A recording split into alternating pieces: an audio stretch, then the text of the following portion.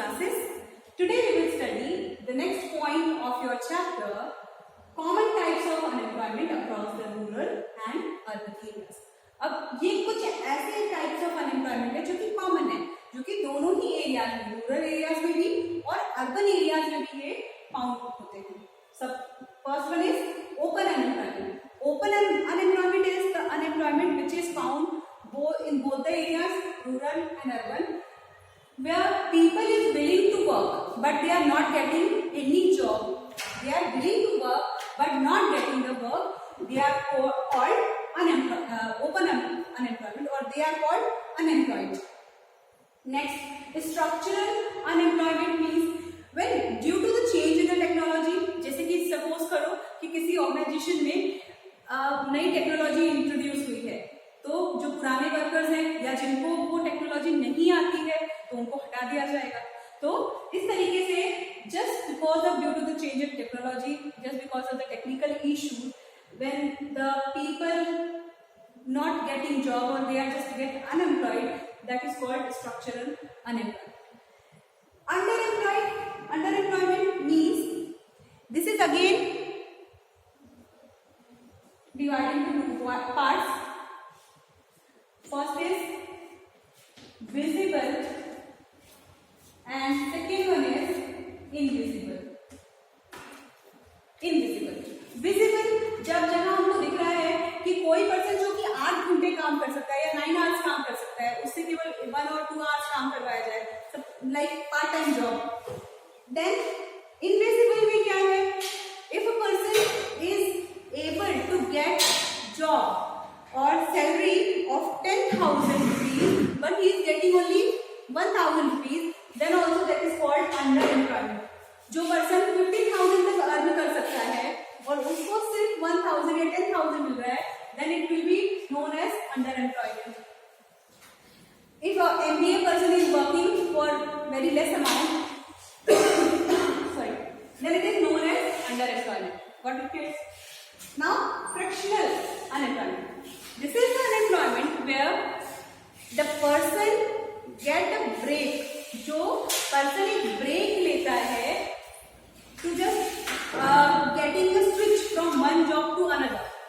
Suppose एक job को कोई पर्सन कर रहा है, उससे उसको सेकेंड जॉब पे जाने के लिए जो 1 या 2 मंथ्स का जो ब्रेक लेना पड़ता है, या उस दौरान जब वो कोई जॉब नहीं कर रहा है, तो इट मींस वो उस समय के लिए क्या है, अनएम्प्लॉयड है. That is called frictional unemployment. जैसे कि हम अगर एक शहर से दूसरे शहर में चले गए हैं, तो जब तक उसको अगली जॉब नहीं मिल जाती तब तक के लिए हम कौन से वाले अनएम्प्लॉयमेंट में आते हैं, फ्रिक्शनल अनएम्प्लॉयमेंट में. Last point is cyclical unemployment. अब इकोनॉमी में जो साइकिल चलता है, कभी रिसेशन आता है, कभी बूम की कंडीशन आती है, कभी डिप्रेशन होता है, ठीक है. तो ये सारी जो साइकिल्स हैं, इन साइकिल्स के कारण अगर कोई अनएम्प्लॉयमेंट क्रिएट हुआ है, सपोज जो बूम की कंडीशन है उस समय मैक्सिमम एम्प्लॉयमेंट चाहिए, मैक्सिमम पर्सन्स को एम्प्लॉयमेंट मिलता है. देन अगर डिप्रेशन की कंडीशन है, अभी जैसे कि रिसेशन जैसा टाइम आप मान सकते हो कि चल रहा है, हर जगह अनएम्प्लॉयमेंट है. अगर जहाँ पे लोग जॉब कर भी रहे हैं तो उनको उनकी जॉब से निकाल दिया जा रहा है. तो ये जो है, अगर इकोनॉमी की कंडीशन के कारण कोई भी अनएम्प्लॉयमेंट आया है तो उसको हम साइक्लिकल अनएम्प्लॉयमेंट पे डालेंगे, ठीक है. So I hope all these points are clear to you. और further points like economic consequences and social consequences. Economy, ये अनएम्प्लॉयमेंट के कुछ इकोनॉमिक कॉन्सिक्वेंसेस है और कुछ सोशल कॉन्सिक्वेंसेस है, मतलब कि परिणाम किस तरीके से ये इकोनॉमिकली अफेक्ट करता है और किस तरीके से सोशली अफेक्ट करता है. Economically non utilization of man power, आपके पास में इतना सारा मैन पावर है कि आप उसको यूटिलाइज ही नहीं कर रहे हो. देन लॉस ऑफ आउटपुट, ना आप मैन पावर को यूज कर रहे हो तो उतना आउटपुट भी नहीं आएगा, आउटपुट भी कम रहेगा.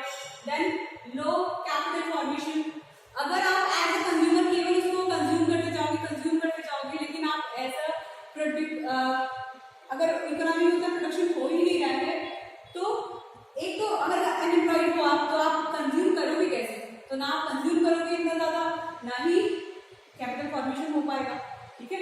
And low productivity. अब चिल्ड्रन, एग्रीकल्चर इतना बड़ा सेक्टर है लेकिन just because of the decrease unemployment वहां पे प्रोडक्शन इतना ज्यादा नहीं होता है, so that is low productivity. अब इसके कुछ सोशल कॉन्सिक्वेंसेस हैं, जैसे कि low quality of life, unemployment नहीं रही, अनएम्प्लॉयमेंट अगर है, पर्सन अनएम्प्लॉयड है तो उसकी जो क्वालिटी ऑफ लाइफ है वो भी अफेक्ट करेगी, वो भी लो रहेगी। देन ग्रेटर इनइक्वालिटी, जो हमारी सोसाइटी है उसमें इनइक्वालिटी ज्यादा हो जाएगी। Then social unrest, social injustice भी हो जाएगा। लाइक अगर टूरिज्म है हमारे यहाँ तो वो भी दूसरी चीजें भी उससे अफेक्ट करती हैं। एक जो फैक्टर है वो अदर फैक्टर्स को भी अफेक्ट करता है। अगर पीपल अनएम्प्लॉयड है तो अदर प्रॉब्लम्स भी उसको अराइज होगी। देन क्लास स्ट्रगल, हमारे यहाँ की जो सोसाइटी है वो डिफरेंट क्लासेस में डिवाइडेड है, तो जो क्लासेस जो है जिनके पास कुछ भी नहीं है उनका जो नंबर है वो इंक्रीज हो जाएगा, ठीक है, और जो गैप है वो और बड़ा हो जाएगा और ज्यादा बढ़ता जाएगा। So these are some points, once you all just go through these points and if you have any doubt you can ask me in the comment section. अगला जो आपका पॉइंट है वो इसके लिए कुछ सॉल्यूशन दिए गए हैं, सजेशन दिए गए हैं, तो आप एक बार उन पॉइंट्स को पढ़ो। जैसे कि increase in production, this is given on the page number 245। Increase in production, production को इंक्रीज करके आप अनएम्प्लॉयमेंट को खत्म कर सकते हो या कम कर सकते हो। इंक्रीज इन प्रोडक्टिविटी, प्रोडक्टिविटी को बढ़ा के भी आप अनएम्प्लॉयमेंट को खत्म कर सकते हो। High rate of capital formation, capital formation में इन्वेस्टमेंट और करना पड़ेगा, ठीक है। हमने जो ये प्रॉब्लम्स पढ़ी है उसी का सॉल्यूशन, ठीक है। Then help to self employed person, जो सेल्फ एम्प्लॉयड है, जो खुद से काम कर रहे हैं उनको और हेल्प करना, उनको प्रमोट करना। Then educational reforms, educational reforms की जरूरत है। हमारी जो एजुकेशन प्रणाली है, एजुकेशन सिस्टम जो है मेनली वो डिग्री ओरिएंटेड है। अभी जो कि पूरा एजुकेशन सिस्टम में चेंज हो गया है, तो ये कहीं ना कहीं एक तरह से रिफॉर्म है, एजुकेशनल रिफॉर्म, ओके। अभी आपको पता चला होगा कुछ दिनों पहले सोशल एजुकेशनल रिफॉर्म आया है, पूरी नीति चेंज हो गई, शिक्षा प्रणाली चेंज हो गई है हमारी, तो ये कहीं ना कहीं इनके ये वर्क करता है। Then technique of production, production की टेक्निक को चेंज करके हमने पढ़ा था कि कैपिटल इंटेंसिव से हम लेबर इंटेंसिव की तरफ मूव कर सकते हैं। देन कोऑपरेटिव इंडस्ट्रीज को और प्रमोट करके importance to the employment programs in the plan, हम जितने भी प्लान बनाते हैं उसमें एम्प्लॉयमेंट अपॉर्चुनिटीज को ज्यादा प्रायोरिटी देके हम आपको सिर्फ और सिर्फ हेडिंग्स याद करनी है, हेडिंग्स को पढ़ना है। इंटरनली आप अपने विभाग में लिखोगे अपने ओन वर्ड्स में। So this will be helpful to you all. I hope all these points are clear to you. The last point of the chapter is government policy and programs. Children, मैंने आपको अभी previous chapter में explain किया था सारे जो government के programmes है, उसमें मेनली गवर्नमेंट ने क्या किया है, एम्प्लॉयमेंट पे फोकस किया, जैसे कि मनरेगा है, प्रधानमंत्री ग्रामोदय योजना है। तो ये सारी जो पॉलिसीज हैं ये आपको वहीं से पढ़ना है, वही सारी पॉलिसीज जो गवर्नमेंट ने कहीं कहीं इम्प्लीमेंट की है for improving the employment opportunity in the country. I hope this chapter is over.